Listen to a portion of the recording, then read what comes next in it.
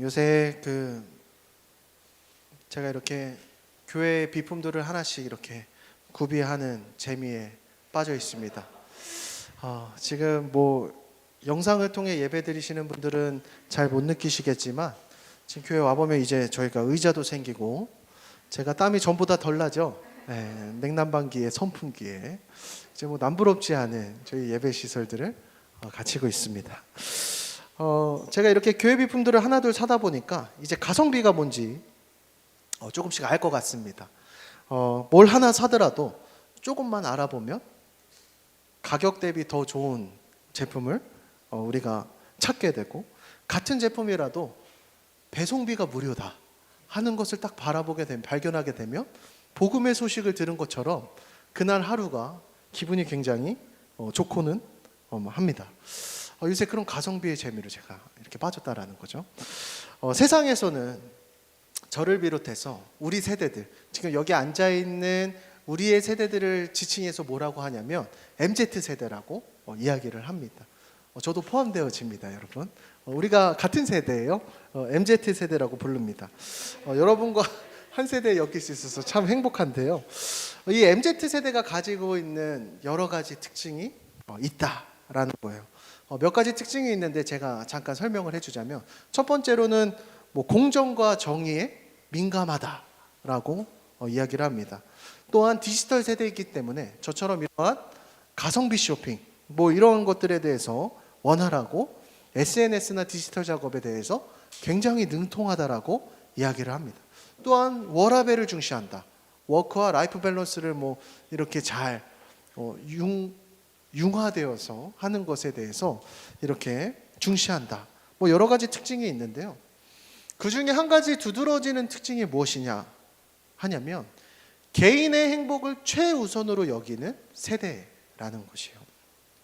그래서 과거 세대까지는 어떠한 특징들이 있었냐면요, 우리, 함께, 같이, 이러한 공동체적 가치가 민족 가운데, 세대 가운데 특별한 이슈나 키워드였다라고 한다면, 이제는 MZ세대라는 것은 무분별한 조직 문화에 대해서 반감을 느끼기도 하고, 타인으로 인해서 내가 어떠한 손해를 입는 일이 생긴다라고 하면 굉장히 거기에 대해서 큰 반감을 사는 세대라는 것입니다. 제가 가성비에 대한 이야기를 하고 MZ세대에 대한 이야기를 지금 했는데요, 우리의 신앙생활 가운데서도 이러한 모습들이 많이 보여진다라는 것이에요. 우리의 신앙생활에서도 가성비가 있길 원하는 우리의 신앙의 모습들을 많이 보게 된다라는 것이요.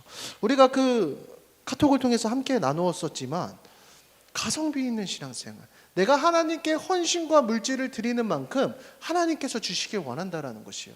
그래서 이러한 가성비 신앙의 특징이 무엇이냐? 첫 번째로는요, 하나님께 기브 앤 테이크를 자꾸만 요구해요. 하나님, 내가 이만큼 드리죠. 그럼 그만큼 나에게 응답해 주셔야 됩니다. 제가 그런 얘기들 많이 하잖아요. 고등학교 3학년들의 믿음이 가장 강해지는 시기가 언제라고요? 그렇죠. 고3들이 언제 믿음이 제일 약해지느냐라고 했더니 고3 이렇게 하고 있죠.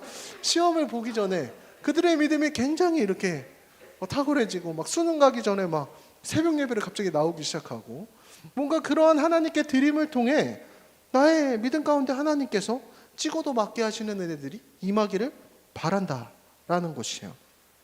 하나님, 이 정도면 응답해 주셔야죠. 이런 거를 원한다라는 거예요. 기브 앤 테이크의 신앙. 두 번째로 가성비 있는 신앙생활. 요즘 세대 신앙생활의 특징은 하나님이 내가 원하는 만큼만 내 삶에 간섭해 주시길 원한다라는 것이요. 여러분은 어떻습니까? 교회와 나의 삶이 철저히 구분되길 원해요. 그래서 많은 썬데이 크리스찬이라고 우리가 전부터 많은 그런 얘기들을 많이 들었지만, 썬데이 크리스찬이 무엇입니까? 평일에는 내 마음대로 살고 개차반으로 살다가 주일에만 신실해지는 신앙인의 모습을 보여주는 것. 더 나아가서 어떤 모습들이 있느냐? 세상 친구와 교회 친구들을 구분해서 만나기 시작해요. 그래서 세상 친구들을 만날 때와 교회 친구들을 만날 때 사용하는 언어가 달라지기 시작하고, 굉장히 거룩해지고, 나의 삶을 잘 나누기 시작하고, 세상 친구들을 만나면 야이씨 하면서 그렇게 변화되게 되는 우리의 삶을 보게 된다는 것이요. 이러다 보니 우리의 신앙이 그 정도에 머물러 있다 보니까 어떻게 되어지는 것이요?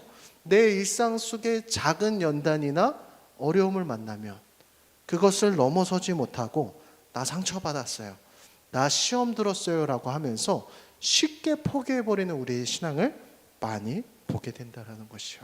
그래서 우리가 함께 나누었습니다. 과연 합리적인 신앙생활이란 무엇일까? 과연 하나님께서 우리에게 원하시는 신앙생활이란 무엇일까라는 것이요.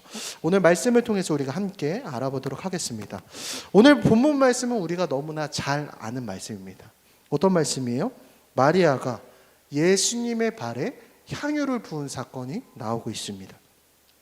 오늘 3절 말씀에 보니까 마리아가 예수님께 드렸던 향유를 그 앞에 뭐라고 이야기하고 있느냐면 지극히 비쌌다라고 이야기를 하고 있습니다. 그 향유의 값어치가 굉장히 비쌌다라는 것을 의미하고 있어요. 얼마나 비쌌길래요?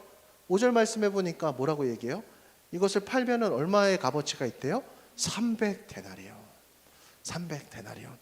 우리가 지금 이 300데나리온의 화폐를 사용하지 않고 있기 때문에 이 화폐의 가치가 어느 정도인지 모르지만 궁금하지 않으십니까?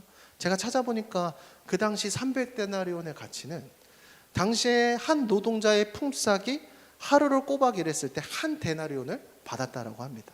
그렇다라고 한다면 주말을 제외하고 매일가치를 일해서 1년치 연봉에 해당되는 금액이 바로 300데나리온이었다라는 거죠. 지금 시대로 한번 환산해 봅시다. 지금 최저 시급이 얼마죠? 8,720원. 그래서 제가 이거 계산을 좀 해봤거든요. 우리가 주말을 제외하고 하루를 꼬박 일해서 그 돈을 연봉으로 따졌을 때 약 2,200만 원에 해당되는 금액이라는 것이요. 그러니까 지금 마리아는 예수님 나 플렉스 하면서 그 향유를 2,200만 원의 향유를 예수님의 발에 붓고 자신의 머리로 닦았다라는 것이요. 계산해 보니까 엄청나게 큰 돈 아닙니까? 자, 우리가 입장을 바꿔서 한번 생각해 봅시다. 여러분들이 신앙생활을 하면서 하나님께 드렸던 헌금 중에 최고로 많은 헌금을 드렸을 때가 한 어느 정도가 됩니까? 뭐 대답할 필요는 없습니다. 머릿속으로 생각해 봅시다. 2,200만 원요? 저는 제 통장에 2,200만 원이 꽂혔던 적도 한 번도 없던 사람이거든요. 그래서 우리가 공을 한두 개 정도는 빼야 대충 하나님께 그 정도 드렸던 것 같아요. 그죠? 근데 지금 마리아는 엄청난 가치를 예수님의 발 앞에 부었다라는 것이에요. 우리가 이처럼 향유의 가치에 대해서 깨닫다 보니까 당시의 마리아의 행동을 바라보면서 어떻게 생각을 하게 됩니까? 저는 솔직히 오늘 말씀을 묵상하면서 마리아가 참 충동적인 사람이진 않을까라고 생각을 하게 되더라고요. 마리아가 굉장히 감정적인 사람은 아닐까? 이런 생각을 하게 되는 거예요. 이게 가성비가 있어 보여요? 없어 보여요? 가성비를 따지면 가성비가 없어 보여. 합리적이게 보여요? 합리적이지 않게 보여요? 비합리적이게 보인다라는 것이에요. 이어서 가룟 유다가 마리아를 타박하면서 이야기를 합니다.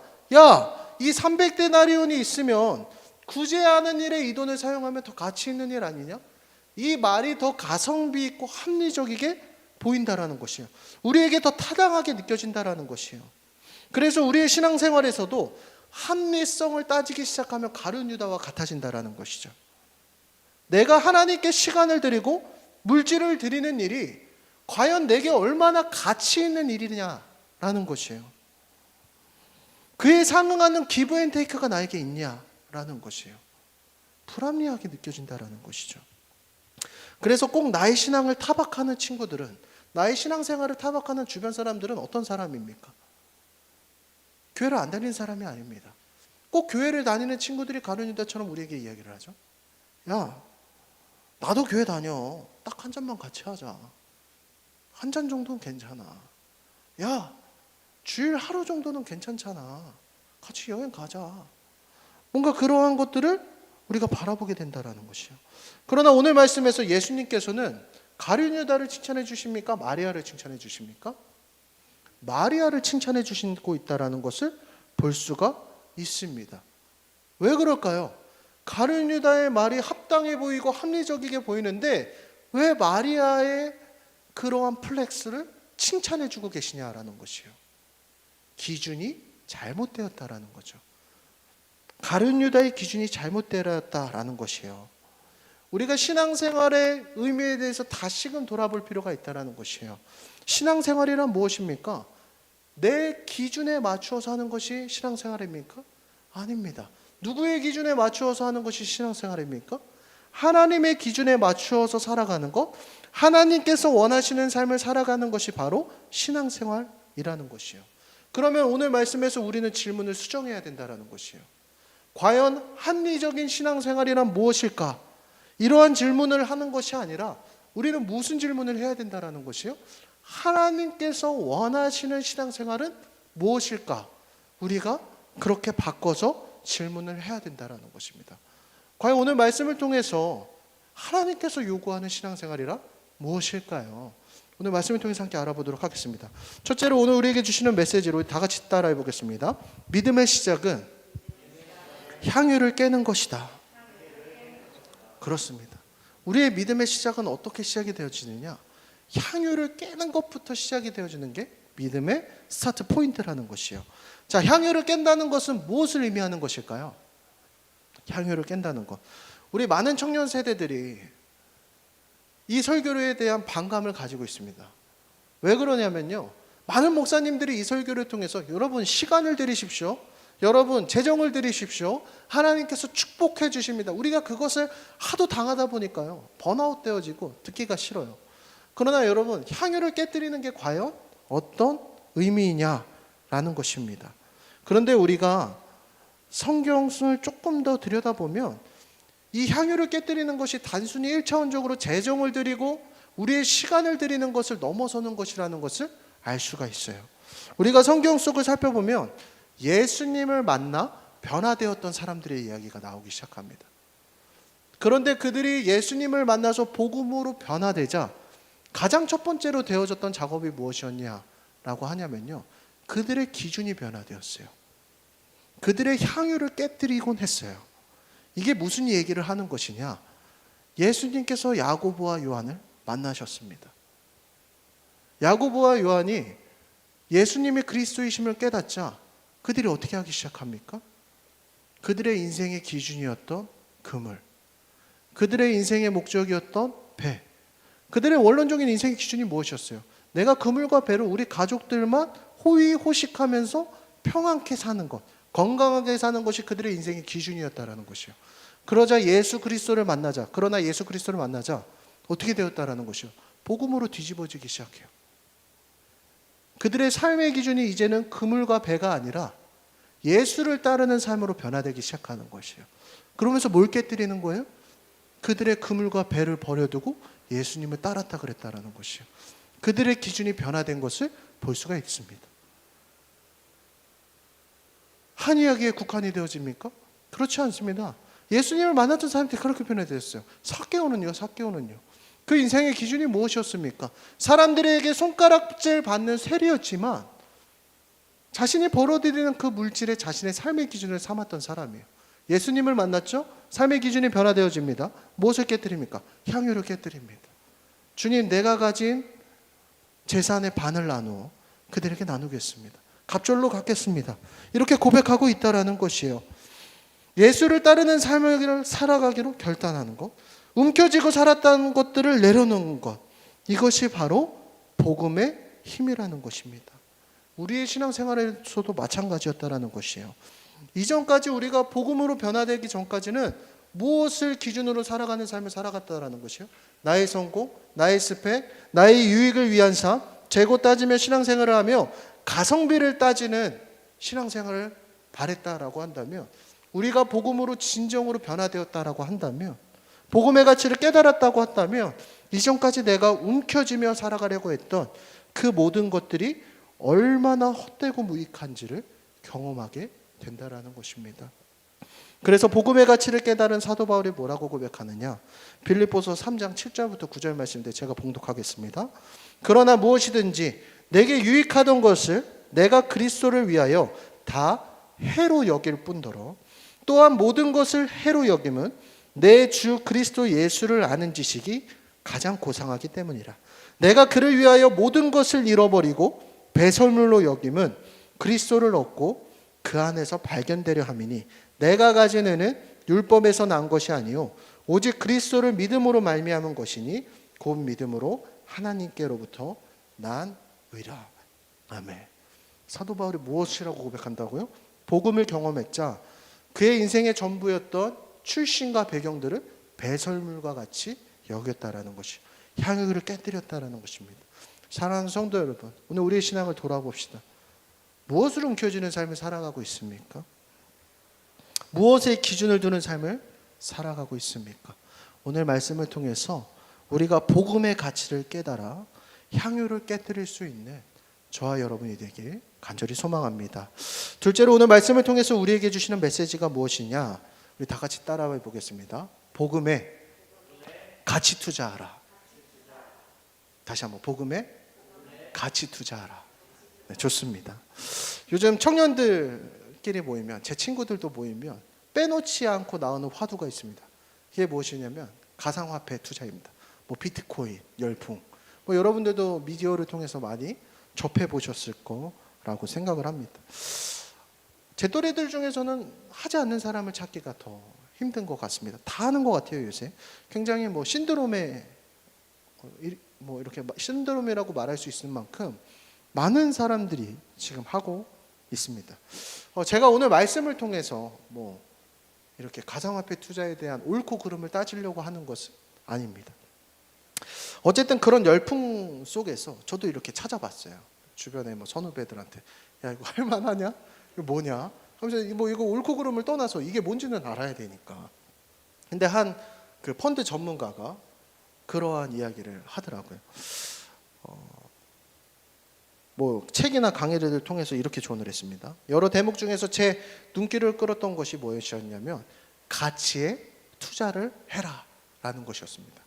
사실 저처럼 이렇게 문외한인 사람은, 거기에 대해 잘 모르는 사람은 이렇게 가상화폐에 투자를 하는 것이 잘 이해가 되지는 않거든요. 이게 실제로 사용되어지는 화폐가 아니잖아요. 근데 돈을 주고 그거를 산다? 이거 뭐 할 건데? 뭐 그 화면으로만 나오는 그거 가지고 뭐 할 건데? 이런 생각이 들고 잘 이해가 되지가 않아요. 그러나 많은 사람들이 거기에 투자를 하는 이유는 무엇일까요? 거기에 대한 가치를 알기 때문이잖아요. 그죠? 그게 이제 뭔가 이렇게 오를 것이라는 것을 알고. 맞습니까? 맞게 설명하는 게 맞아요? 우리 다 모르네. 다 몰라. 그러니까 그런 거잖아요. 디지털 화폐가 아직 상용화되어지지 않았지만 이 디지털 화폐가 앞으로 상용화가 되어졌을 때 그 가치를 높게 여기기 때문이다. 우리가 그렇게 정의해 볼 수가 있을 것 같습니다. 말씀으로 돌아와세요. 여러분, 성경 속에서 말하고 있는 복음이란 과연 무엇일까요? 복음, 굿뉴스. 이거 의미가 무엇이에요? 예수님께서 나를 위해 이 땅 가운데 오셔서 우리의 죄를 대속하신 사건을 우리가 복음이라고 이야기를 합니다. 그럼 제가 질문을 바꿔보도록 하겠습니다. 여러분에게 복음의 가치는 과연 얼마짜리입니까? 오늘 말씀에서 마리아는요, 복음의 가치를 얼마짜리로 여긴 것이에요? 2,200만 원을 깨어드려도 아깝지 않게 여겼다라는 것이에요. 오늘 여러분에게 복음의 가치는 얼마짜리냐라는 것이요. 제가 그 서울에 양화진의 선교사님들 묘원을 갔던 적이 있습니다. 꼭 한번 가보시기를 추천을 드립니다. 거기에 가보면 수많은 선교사님들의 생애가 담긴 스토리와 이렇게 묘역들이 이렇게 마련이 되어져 있습니다. 거기 기념관에 딱 들어가면요, 뭐라고 써 있냐면 하나님이 조선을 이처럼 사랑하사 이렇게 써 있어요. 가슴에서 뜨거운 무언가가 막 이렇게 울컥하고 올라와요. 진짜 이 땅에 복음으로 세워진 나라지. 제가 이렇게 선교사님들의 이렇게 그 묘비를 보면서 그 선교사님들의 생애에 대해서 이렇게 설명을 듣다가 많이 알려지지 않은 한 선교사님에 대한 스토리가 제 가슴에 굉장히 감동으로 다가왔습니다. 여러분에게도 좀 소개를 해드리려고 하는데요. 루비 캔드릭이라고 하는 선교사님의 일화입니다. 감리교 선교사님이세요. 이 선교사님이, 캔드릭 선교사님이 20대 때 하나님께 자신의 삶을 드리기로 서원을 합니다. 그리고 이 조선 땅에 몇 살에 오느냐면요, 25살의 나이에 자신의 삶을 하나님께 드리기로 결단하고 결혼도 하지 않은 채 조선 땅에 이렇게 들어와요. 지금 여기에 여러분들이 몇 살 정도 되죠? 30. 네? 28. 그러니까 제일 젊은 애가 27이잖아요. 여러분보다 어린 나이에 그의 삶을 하나님께 드리기로 결단했다라는 것이요. 굉장히 어린 나이입니다. 25살 나이. 여러분 뭐 하고 있었어요? 저 군대 갔다 와서 이제 나의 삶을 얼마나 재미있게 살아가야 될 것인가 고민했던 것 같거든요. 25살의 나이에 선교하기로 결단했어요. 조선 땅에 옵니다. 그 당시에 최고의 빈민국이었죠. 우리의 셈법에 따르면, 우리의 계산대로 한다면 25살에 하나님께 자신의 삶을 드리기로 결단하고 선교까지 왔어요. 그럼 그녀의 삶이 얼마나 축복돼야 돼요? 맞아요, 아니에요? 맞잖아요. 형통하여지고 하나님의 축복이 가득 부어져야 될 것이라고 우리는 생각을 합니다. 근데 켄드릭 선교사님이 이 땅에 와서 선교를 한 지 9개월 만에 순교를 합니다. 왜 순교를 했는지 아십니까? 과로 때문에 순교를 하게 됩니다. 얼마나 허망합니까? 솔직히 제가 만약에 동일한 상황이었다라고 한다면, 선교를 와서 9개월 만에 내가 병에 앓고 죽어가야 된다는 상황에 있다라고 한다면 여러분 어떤 고백이 나올 것 같으세요? 저 하나님께 욕했을 것 같아요. 하나님, 아직 나에게 많은 사역이 남아있지 않습니까? 하나님, 내가 잘 되지는 못하더라도 이렇게 죽지는 않아야 되는 거 아닙니까?